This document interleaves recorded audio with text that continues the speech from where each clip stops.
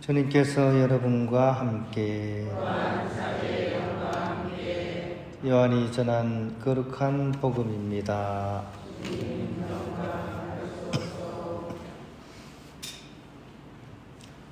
그때 예수님께서 유다인들에게 말씀하셨다. 내가 진실로 진실로 너희에게 말한다. 내 말을 지키는 이는 영원히 죽음을 보지 않을 것이다. 유다인들이 예수님께 말하였다. 이제 우리는 당신이 막이 들렸다는 것을 알았어. 아브라함도 죽고 예언자들도 그러하였는데 당신은 내 말을 지키는 이는 영원히 죽음을 맛보지 않을 것이다 하고 말하고 있어.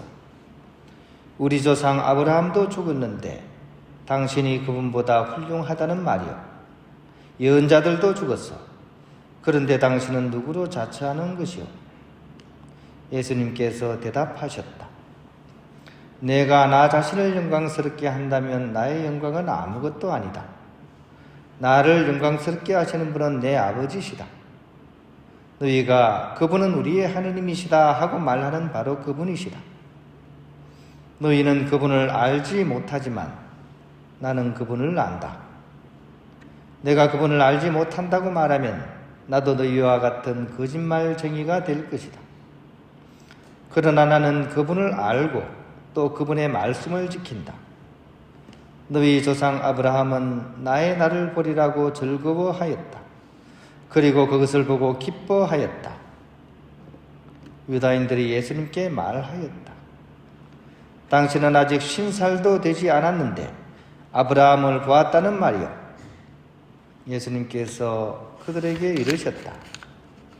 내가 진실로 진실로 너희에게 말한다. 나는 아브라함이 태어나기 전부터 있었다. 그러자 그들은 돌을 들어 예수님께 던지려고 하였다. 그러나 예수님께서는 몸을 숨겨 성전 밖으로 나가셨다. 주님의 말씀입니다. 평안을 빕니다. 오늘 독서와 또 복음이 굉장히 연결이 되어 있죠. 그죠? 일맥상통하게 되어 있고, 우리가 성경을 읽을 때 항상 그런 시각으로 읽는 것이 굉장히 중요합니다. 구약을 보고 뭐 옛날 이야기, 그 다음에 또 신약 성경을 보고 예수님 시대 때 이야기, 이렇게 읽으면 사실 그 의미를 깨닫기가 쉽지가 않습니다. 항상 이 하느님 말씀은 나 자신을 향해 있다는 것을 우리가 기억하고, 이 말씀이 바로 내 삶 속에 어떤 모든 일들과 연결이 되어 있다는 측면에서 성경을 읽으면 이 성경은 우리에게 정말 이렇게 생명의 말씀으로 다가올 수 있습니다. 항상 이렇게 성경을 듣고 읽을 때는 나 자신의 어떤 현실과 이렇게 연관시킬 수 있도록 우리가 그런 노력을 좀 기울이면 좋겠습니다. 오늘 이 독서의 창세기에서는 호랑이 담배 피던 시절, 즉 아브라함이라는 할아버지가 하느님을 만난 그 이야기를 우리에게 전해주고 있습니다. 그 첫 만남을 살펴보면 사실 아브라함은 하느님이 누구신지를 잘 몰랐습니다. 하지만 그런 그분이 아브라함에게 엄청난 것을 약속해 주십니다. 근데 그 구약 성경에 보면 왜 아브라함이라는 사람에게만 유독 잘해 주실까라는 우리가 생각을 해볼 수가 있습니다. 세상에 이런저런 사람이 많고, 특히 우리도 한국에는 아브라함은 아니지만 최브라함도 계시잖아요. 그죠? 옛날 전원일기 하셨던. 근데 왜 거기 우리한테는 안 오고 왜 아브라함에게만 했을까? 우리가 잘 알고 있는 것처럼 아브라함은 참으로 대단한 믿음을 가졌다. 그래서 믿음의 조상이다라는 그런 별명이 붙어 있을 정도로 이렇게 믿음에 관한 한 이렇게 특별하셨던 분인 것 같습니다. 그래서 이 아브라함에게 이것이 주어졌다. 이게 정답이라고 틀린 말은 아니지만 딱히 이게 또 정답이라고 이렇게 단정 지을 수는 없습니다. 왜냐하면 오늘 독서에 나오듯이 이 아브라함이 받았던 그 축복에 사실은 그 정답이 있다고 하겠습니다. 너는 내 계약을 지켜야 한다. 너뿐만이 아니라 내 후손 대대로 이것을 지켜야 된다 하는 말씀입니다. 즉 하느님께서 아브라함에게만 공짜로 많은 선물을 주신다는 것이 아닙니다.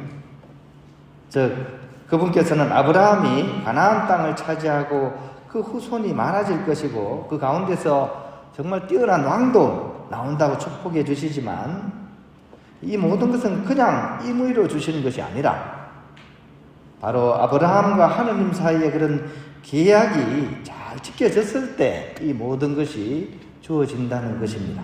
어떻게 보면 조건부 계약처럼 보입니다. 그죠? 하지만 좀 더 깊이 생각해 보면 이 당위정 있죠. 당위정. 아이들이 약을 막 먹기 싫어할 때 겉에다가 달콤한 것을 입힌 거 있잖아요. 그죠? 그것처럼 진정으로 우리에게 좋은 것을 주기 위한 하느님의 숨은 의도가 바로 그 안에 담겨져 있습니다. 즉 하느님께서는 이 아브라함을 통해서 이 죄로 인해서 고통받고 그것으로부터 이렇게 구원을 잃어버린 당신의 사랑하는 모든 자녀들을 구원하기 위한 그런 구원의 역사를 시작하신다는 것입니다. 그래서 누구든지 그를 통해서 이어져 오는 그런 하느님 신앙의 그런 역사를 통해서 또 하느님과의 그런 새로운 관계 맺음을 통해서 우리 또한 그 같은 축복을 이렇게 받을 수 있고 그런 정표가 바로 계약이라는 것입니다. 아무튼 구원의 역사는 바로 그렇게 시작이 되었습니다. 그리고 오늘 복음에서 보다시피 이것은 예수님을 통해서 결정적으로 이렇게 성서 신구약 전체를 꿰뚫으면서 우리에게 연결되고 있습니다. 어떻게 보면 그죠? 그런 얘기 많이 하죠. 하느님께서는 구분자로서도 직선을 그으신다 하는 얘기가 있죠. 그죠? 그러니까 자가 굽었는데 그으면 구분선이 나와야 되는데 하느님께서는 그걸로 직선을 그으신다는 얘기가 있죠. 어떻게 보면 우리가 하느님의 뜻을 제대로 이해하지 못하고 잘 받아들이지 못할지라도 궁극적으로 보게 되면 그것을 통해서 우리를 구원의 길로 이끄시는 그런 하느님의 섭리를 우리는 성경 전체를 통해서 또 신약 성경을 통해서 그것이 더욱더 이렇게 확실해지고 결국 내 삶 속에 그런 구원의 사다리가 연결된다는 사실을 우리가 이렇게 기억했으면 좋겠습니다. 이토록 하느님께서는 당신의 자녀인 우리를 정말로 사랑하고 계십니다. 즉 당신이 누구인지조차도 모르는 그런 우리를 구원하시겠다는 그런 뜻을 이루기 위해서 믿음의 할아버지인 아브라함을 시작으로 또 오늘 복음에 나오는 당신의 외아드님마저 우리에게 내어주시는 그런 하느님의 사랑, 우리는 이것을 결코 잊지 말아야 되겠습니다. 그리고 그 결정적인 사랑의 징표인 예수 그리스도의 몸을 나누어 먹는 그런 예절을 우리가 잠시 후에 하게 될 것입니다.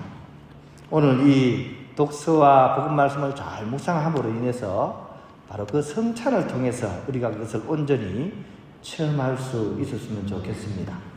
미사는 그렇게 두 가지 구조로 연결이 되어 있습니다. 지금 하는 것은 우리가 성경을 통해서 묵상을 하는 시간입니다.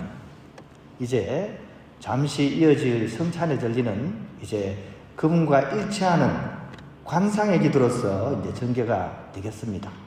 잠시 침묵 가운데 오늘 독서와 복음이 전해주는 이 말씀을 우리 마음에 깊이 새기면서 이제 당신을 온전히 내어주시는 하느님의 사랑에 우리가 뛰어들어서 그분과 일치할 수 있는 그런 시간이 될 수 있도록 함께 마음을 모았으면 좋겠습니다.